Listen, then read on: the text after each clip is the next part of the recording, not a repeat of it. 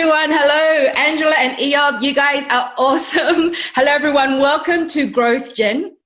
There is an incredible lineup of speakers and so much value in store for today. My name is Pauline Nguyen, and it is my joy to be here with you today. I am a spiritual entrepreneur.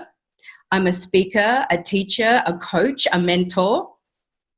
I've written a couple of books. The most recent is called The Way of the Spiritual Entrepreneur, The 7 Secrets to Becoming Fearless, Stress-Free, and Unshakable in Business and in Life. Last year, the book won Best Entrepreneurship and Small Business Book of the Year. You might want to check it out. But the business that I'm most known for is Red Lantern, the most awarded Vietnamese restaurant in the world. We're 20 years in business this year. 20 years. I own Red Lantern with my husband, Mark, and my brother, Luke Nguyen, the famous one. And I'm sure that many of you will agree that the landscape for us entrepreneurs now has changed drastically, right? Drastically. And now more than ever, we need to start looking at new ways of doing business and looking at new reasons for doing business differently. I want to thank you for being here with me today. Thank you for being here with us today at Growth Gen. This is a very important event held at a very important time in history. And in these current important and tumultuous times, I've learned 3 valuable things, 3 very valuable things. The first is that we are living at the most profound place in time, where we are all at square one with ourselves. It is a changing of the history of humanity, and we cannot afford to not know this. We cannot afford to not know this. Yes, we've experienced the first global lockdown in the 5,000 years of recorded human history. Absolutely, absolutely. But if we're going to have a global reset, if we're going to have a global lockdown, how lucky are we that it's happened in a technological age so that I can be here with you today? How blessed are we? So we've got to ask ourselves new questions now. The new question is not, how will we continue to do what we were doing, but rather, how will we do what we are doing differently in a very different world? Rather than asking, how the hell are we going to get through this? We now ask ourselves, how are we going to change ourselves to get through this? This global reset is a time for inquiry and reinvention. Guys, the world literally stopped for us to reinvent ourselves. Have you moved into reinvention mode? Or have you stayed in survival mode? Understanding now that this contrast will inspire a new desire. The question is, will you acknowledge this contrast? Will you follow through with this new desire? Because consistency and follow through are the 2 most important ingredients for sustainability and success, right? The second thing I have learned is this. Crisis does not change people. It reveals them. How you do crisis is how you do life. And please, let me be clear. I am not a subject matter expert. I am a life expert. And one of my rules for life is that I can only teach from direct experience. I can only teach if I have walked the walk. I can only speak it if I myself have conquered the many adversities and the many challenges in this game called business and in this game called life. I am a working CEO. I'm a working CEO who has fought deep in the trenches, both professionally and personally, for the last 20 years. I have the stories, the lessons, the awards and the rewards, as well as the battle scars to prove it. You see, there is a difference to knowing the path and walking the path. Learning how to walk the path was literally beaten into me at a very young age, but a little bit more on that later. The third very valuable lesson I've learned in these most eventful, important, and tumultuous times is this. Personal development cannot happen unless personal disruption happens first. I have learned that I cannot change my personal reality unless I change my personality. And having coached and mentored hundreds of entrepreneurs over the years, I've come to understand that people don't have business problems.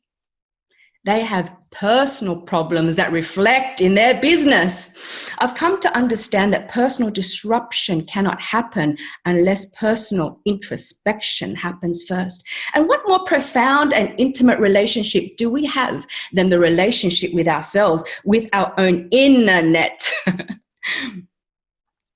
And now more than ever, we must continually reinvent ourselves. We must continually rewrite our story. We must continually redesign our destiny.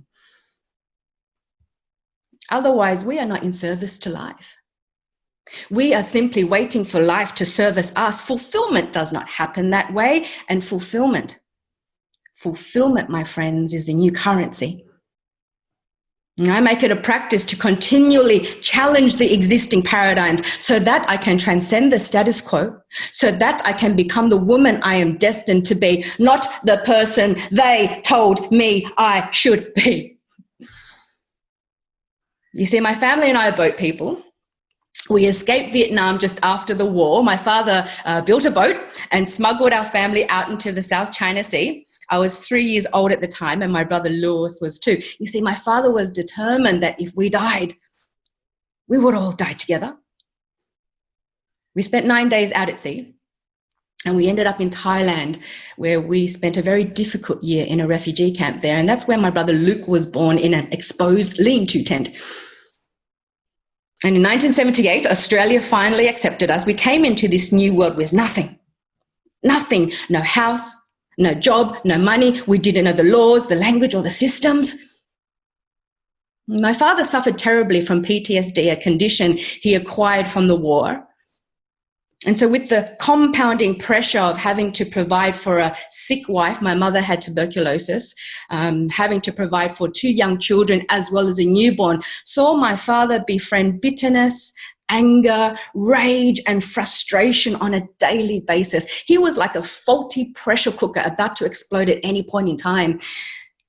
And it wasn't long until he started to offload his anger on my mother, and soon he started to offload his anger on us kids as well. I know what fear smells like. You see, my father was determined to raise 4 high achievers. He wanted to make sure that the sacrifices he and my mother made were honored. And so when a crisis hits, I ask myself this one question: Pauline, what has your life already demonstrated?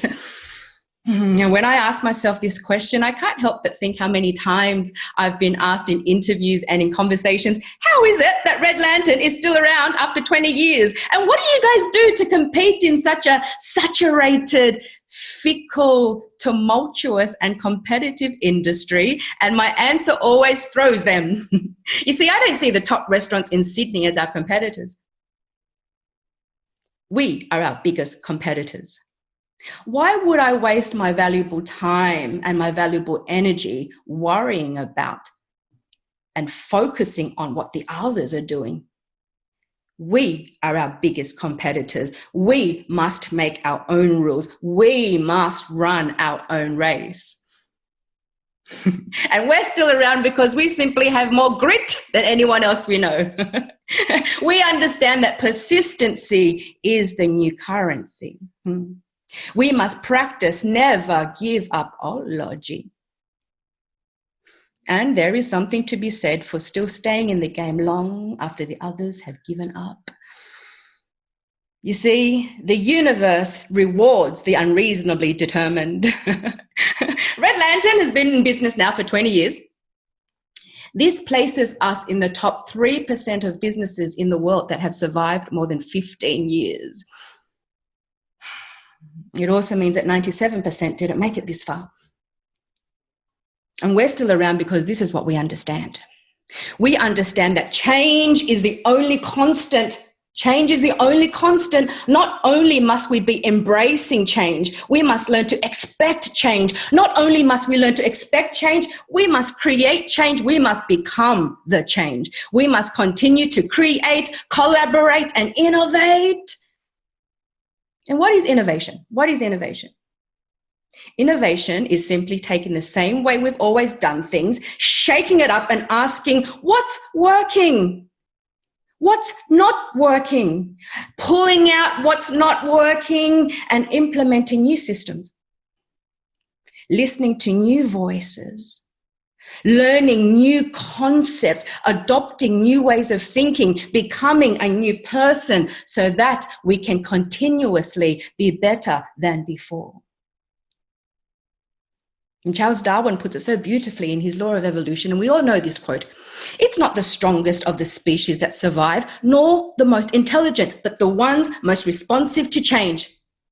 I would add that it is not only survival of the fittest, it is survival of the most fitting, the ones who are the most nimble, the most flexible, the most adaptable, the ones who can get along with the community, get along with the people around them, the ones who can master the weapons of influence, the ones who know how to collaborate. Because in business, if you're the strongest, but you don't know how to get on with your community, you don't know how to influence your people, you will perish. Because in business and in life, there are no weak ones who make it. We must become the change before we are forced to change. Now, Red Lantern's adaptability, flexibility, nimbleness, and strength of character was put to the test in 2008. When Red Lantern, still on the wave of start-up culinary success, we decided to set ourselves a new goal. And that was to leave as light an environmental footprint as possible while staying true to our Vietnamese origins.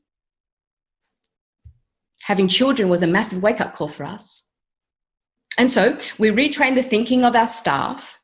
We changed our philosophy and our business model to a more sustainable one. We got rid of all the suppliers who couldn't tell us the provenance of our produce, and we gained a whole lot more integral suppliers, those who cared as much as we did. But our timing couldn't have been worse.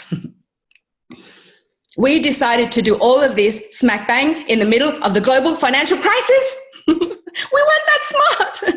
And so while other businesses were shutting up shop, we had no choice but to increase our prices because of the extra cost of organic and sustainable produce. But you know what? Our purpose was too strong to go back on our vision. And yes, we indeed lost a whole lot of customers, those who considered that Vietnamese food should be cheap. Cheap and cheerful, they called it. But what happened? What happened was that we gained a whole lot of new customers, those who used to dine in the higher end restaurants, but because of the state of the economy, they had to take a step or two down. And Red Lantern, we weren't cheap and we weren't expensive. We sat beautifully in the middle. But what we did offer was quality, delicious food with a social conscience. This made our new clientele very happy. And it is because of this that we conquered the GSE. It is because fulfillment became our new currency. We believed in something higher than ourselves. We took a massive gamble and it paid off. Thank God it paid off. And so when a crisis hits, I ask myself the same question. Pauline, what has your life already demonstrated? And in uncertain times, I know the one thing that I have absolute certainty over, and that is how I show up. I have unwavering internal certainty on how I show up as a leader. I have learned to understand that the game of business mastery is the game of mastering influence. And the first person we must have major influence over is ourselves. Self-mastery is key. And it is our job as a leader, and we are all leaders here. It is our job as the leader to remain cool and calm under pressure, to not freak out or play victim or complain at our perceived problems. As a leader, it is our responsibility to extract as much positive value and to make as many empowering meanings as possible for any perceived challenge that comes our way. Your people will always follow the leader that demonstrates calm courage, resonating resilience, and tacit grit. As leaders, it is our responsibility to use every obstacle, every challenge as a platform to master ourselves a little more and to demonstrate and to prove to our people while we hold the position of leadership that we do. In crisis and in change, we must become leaders of sanity, not just leaders of solutions, because calm is contagious, and so is fear. As a leader, we are always being watched. And so when this pandemic hit, I asked myself the same question: Pauline, what has your life already demonstrated? And at times of this magnitude, I look back on my upbringing and I don't see myself as a victim of any of my circumstances. I believe that I am the lucky beneficiary of all the things that have happened to me and for me and through me. I look back on my life and I see it as my training. So COVID-19 saw borders close and live events ground down to zero. This is not fun news for an international speaker. COVID-19 saw all public dining venues have to immediately shut their doors. This is not fun news for a restaurant owner. Wow, Pauline, what has your life already demonstrated? My life has demonstrated time and time again that in times of adversity, I must possess calm courage, resonating resilience, and tacit grit. Always seeing the silver lining has seen us remain at the top of our game. Coming always from a place of growth and gratitude has allowed us to remain in spirit and inspired to do our best work. Literally overnight, we went into creation mode. Red Lantern, the most awarded Vietnamese restaurant in the world, had to let go of ego and reinvent ourselves. We pivoted without hesitation, and we pivoted in a state of power and poise, because our goal was not just to survive. Our goal was to thrive and then inspire. And what does it mean to pivot? To pivot simply means a redirection of energy, a refocus of energy, because at the end of the day, it is not about time management, my friends. It is about energy management. And as a speaker, as a teacher, a coach, I took all my keynotes and all my workshops online, and it was a skill that I had to master really, really fast now, and now I can reach more people. Red Lantern, the most awarded Vietnamese restaurant, a full service dining experience. We had no choice but then to do takeaway and deliveries. And now, while the rules and regulations keep changing, so do we. But we do it while remaining in spirit and inspired. In a constantly changing world, learning how to pivot and reinvent ourselves is a skill that is essential for any business. We must learn to change before we are forced to change. And we've all seen just how change is here for good, right? Change is here for good. The disruption to the world's economies caused by C-19 is expected to wipe out 195 million jobs worldwide, 195 million jobs. But this change is just the beginning. We're entering an age of the biggest and fastest changes in many, many levels. According to the UN's labour body, the fastest growing soft skills people are learning at work in 2020 are the essential skills like growth mindset, creativity, change management, courageous leadership, and innovation. Top innately human skills are even more important than ever before, and the most valued. Skills such as critical thinking, communication, storytelling, and emotional mastery, self-mastery, continuous learning. Now that is the new norm. It's no longer about simply being current in order to stay in the game. It's about continuous learning in order to stay ahead of the game. It is now about becoming the change. And so I ask you, during this most recent massive change, how did you react as an individual? How did you respond? Were you response-able? How did your organization respond? What did you notice in your team? What did you notice in your leaders? Who embraced the change? Who is still resisting change? Who will be left behind? And this global reset will force corporations and government bodies to transform, and so must its people. And as we write this new chapter in history, an even more important question to ask ourselves is this: can I take pride in how I responded? How did I contribute to humanity? What did I contribute to humanity while maintaining my humanness? I believe that in these uncertain times, the only way to predict the future is to predict how we are going to respond. The only way to know your future is to be the author of it. Because the only things we really have control over is ourselves. The words we speak, the thoughts we think, the images we visualize, the people we hang out with. Self-mastery is key because we become our associations and our associations become us. We become our environment and our environment become us. We must choose them well. And so what do leaders do? They go first. They lead by example. The leader who possesses unwavering internal certainty is the leader who the people will follow. As leaders, we are always being watched. And so what does it mean to be spiritual? Spirituality means to continually live our lives in spirit and inspired. To be spiritual means to have mastery over self. Self-mastery is key. Let me be clear, spirituality has nothing to do with religion. It is religion that needs spirituality. Spirituality does not need religion. Spirituality is simply physics that has yet to be explained.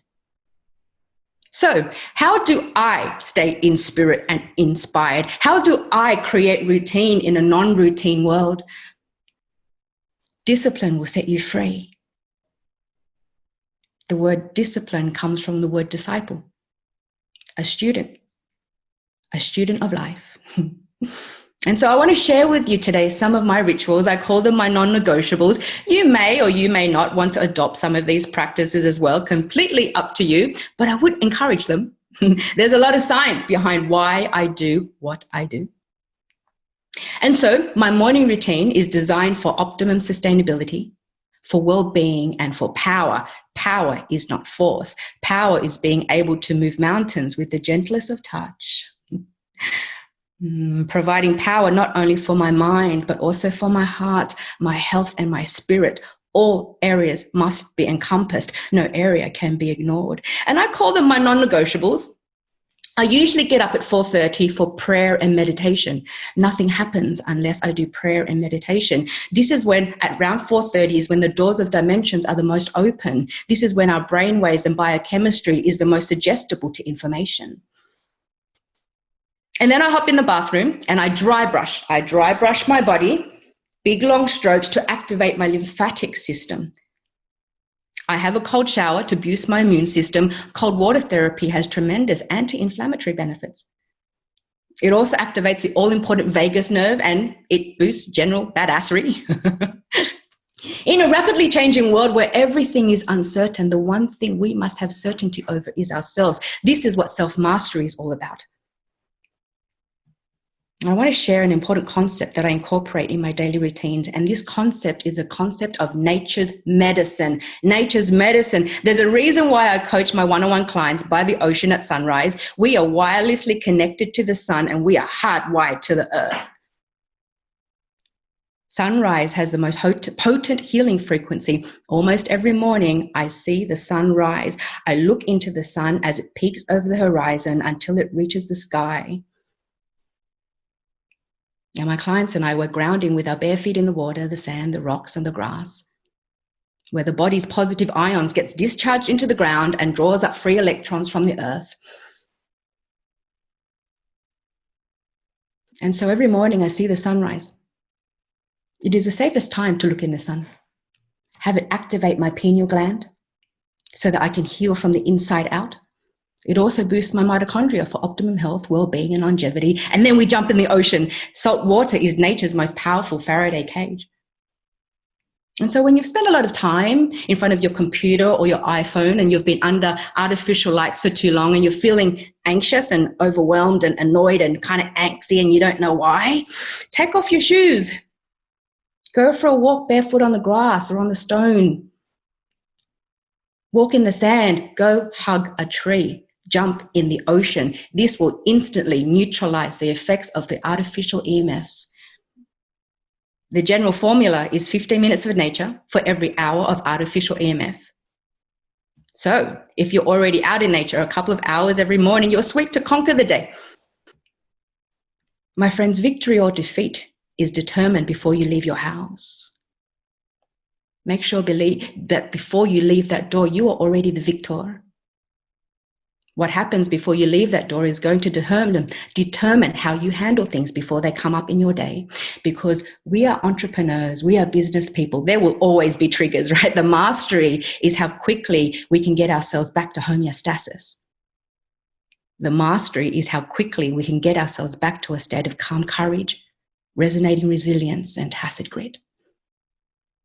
Did you know that if you were out in nature for just 15 minutes every day, breathing in the photosides, the natural essential oils emitted from the leaves and the trees, that this can reduce your chances of cancer, cold and flu, as well as chronic disease by 50%?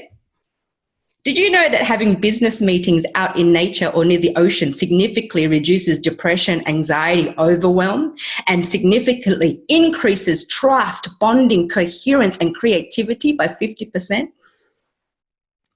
Why would you miss a single day? So what is your morning routine? What are your non-negotiables? How powerful and prepared will you be to brace yourself for what's to come? And this change is only the beginning. We know that change is here for good. We are entering an age of the biggest and fastest changes on so many levels.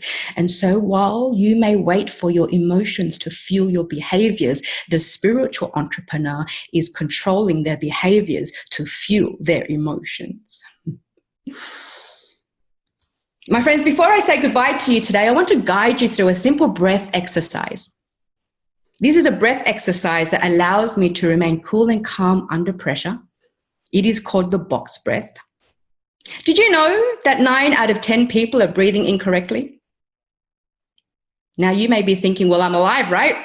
How can I be breathing incorrectly? Well, yeah, you can say that. Many people are alive, but are they moving properly? Are they eating properly? Are they sleeping properly? And so we take approximately 25,000 breaths a day. It is said that breathing incorrectly is the respiratory equivalent of eating junk food 25,000 times a day. And so the box breath, it is used by the military. The box breath is used by elite athletes, law enforcement, airport patrol. It's the breath snipers use to keep calm and focused. You can close your eyes if you wish, as I talk you through the box breath, or you can keep your eyes open or visualize in your mind's eye a box as you're breathing. I will walk you through it. The most important thing to remember is that you must breathe into your diaphragm. The diaphragm is where our calm receptors lie.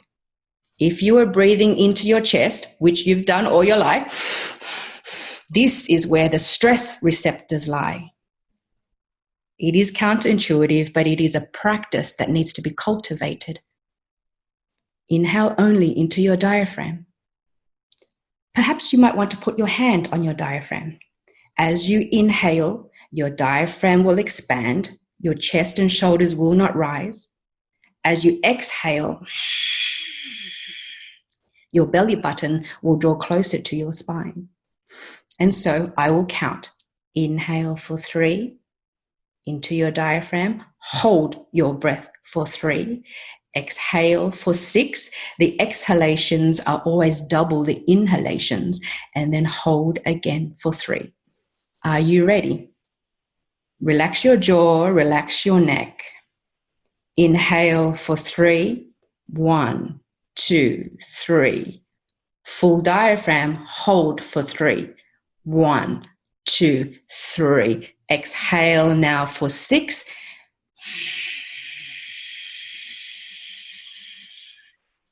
Hold for 3. 1, 2, 3. Inhale for 3. 1, 2, 3. Hold for 3. 1, 2, 3. Exhale for 6.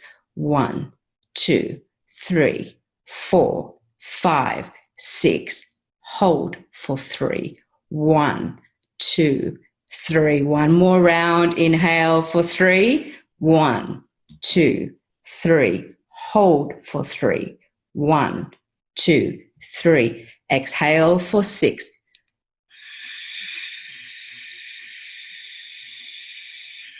Hold for 3.